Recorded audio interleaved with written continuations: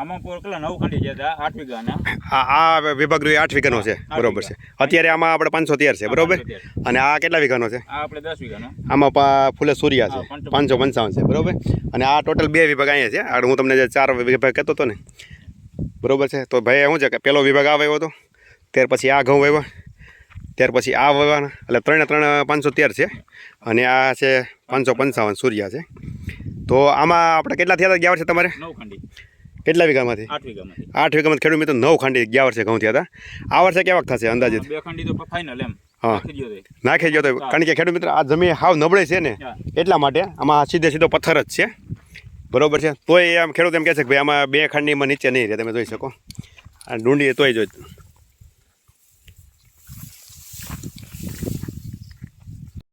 Field વિઝિટમાં તો અહીંયા એક પ્રગતિત ખેડૂત છે, એમણે અહીંયા આપણી 2 વેરાયટી વાવેલ છે કે GW 513 અને ફૂલે સૂર્યા.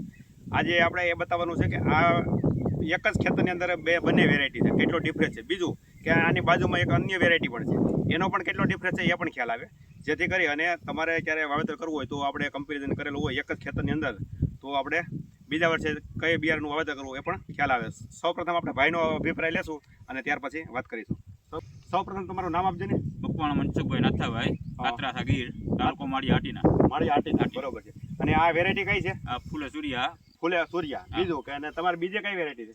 GW 513. GW 513 અને ફૂલે સૂર્યા, 2 ટોપ વેરાયટી ખેડૂતે એક ખેતરમાં વાવેતર કરેલ છે. બીજું કે આનું અને આપણે 513 નું વાવેતરના દિવસમાં કેટલો ફરક છે? અઠવાડિયું. બરોબર. સૌથી પહેલા વાવેતર શેનું કીધું? 513. બરોબર. એટલે તમારે ટોટલ 513 કેટલા વીઘાના વાવેતર છે? 30 વીઘાના છે.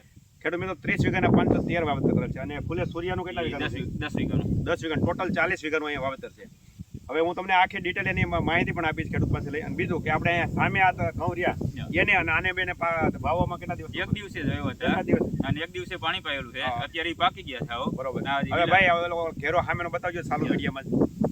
ઓલો આપણે પાછળ જો ને પાકી ગયા છે. એ આપણે એક જ દિવસે વાવ્યા છે. અને એની ડુંડી તમે જોવો તો એમાં કેવડી ડુંડી છે? ઈ ડુંડી હાવ નાની છે. આની અડધી નથી. બરોબર છે. અને આજે તમે જોવો તો આપણે ફૂલે સૂર્યા રહ્યા એ મારી પાસે છે. અત્યારે આ ભાઈનું વાવેતર આ કઈ તારીખનું? સૂર્યનું કેટલી તારીખનું છે? એ આપણે 25 તારીખે 25 નવેમ્બરનું વાવેતર. ખેડૂત મિત્રો 25 નવેમ્બર વાવેતર છે. જો તો 25 તારીખે. અને ખાસ ખેડૂત મિત્રો આ કોઈ પણ ઘઉંની વેરાયટી હોય ને હંમેશા તારીખ ઉપર ડિપેન્ડ કરતી હોય છે. તમે જો વહેલું વાવેતર કરો તો આની ડુંડી નાની થઈ જાય, અને આને તમે સમય વાવો તો આની ડુંડી મોટી થતી હોય છે. અત્યારે આપણે જો ખેડૂતને પૂછી જાય એને નજર સામે જ આપણે ડુંડી લીધી, એમાં કેટલા સ્ટેમ્પ પીડ્યા છે? તો 1 2 3 4 5 6 7 8 9 10 આપણે 10 સ્ટેમ્પ પીડ્યા છે, બરોબર છે. આની તમે વાવેતર વહેલું કર્યું તો 7 થી 8 સ્ટેમ્પ પડે. એટલે મુખ્ય તો આપણે વાવેતરનો સમય પણ આધાર રાખતો હોય છે. બીજું કે આપણે સાંઈ કણે નજીકમાં આપણે 513 છે એ પણ બતાવીએ, કારણ કે એ આની કરતાં 5-7 દિવસ વહેલા વાવવાના છે, બરોબર છે. અને એનું પણ પરફોર્મન્સ અત્યારે આ ખેતરની અંદર સારામાં સારું છે. અને બીજું કે આ તમારી જમીન કઈ પ્રકારની છે અત્યારે? જમીન મીડિયમ.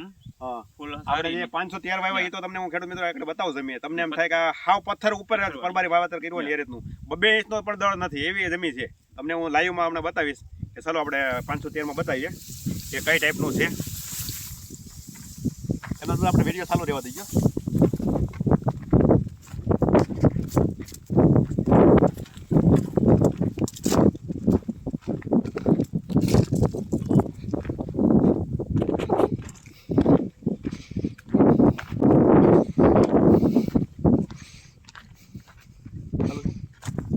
ખેડૂત મિત્રો આ છે 513.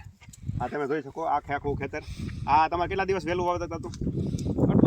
8 દિવસ વહેલું. તો ખેડૂત મિત્રો આ તમે જોઈ શકો હું જે પથ્થરની વાત કરતો હતો આ રીતના એને પથ્થર છે. અને ડાયરેક્ટ આ પથ્થર રહ્યું ને આ પાળો છે તે માટી છે, બાકી જો આ પાળો ન હોય ને તો માટી પણ નથી. અને અહીંયા બાજુમાં હું બતાવું કે અહીંયા આ ઘેરાની અંદર ઘણી વખત એવું હોય કે તમને એમ લાગે કે ભાઈ નહીં હોય. આ જો તમે જોઈ શકો કાયદેસરના પથ્થર છે.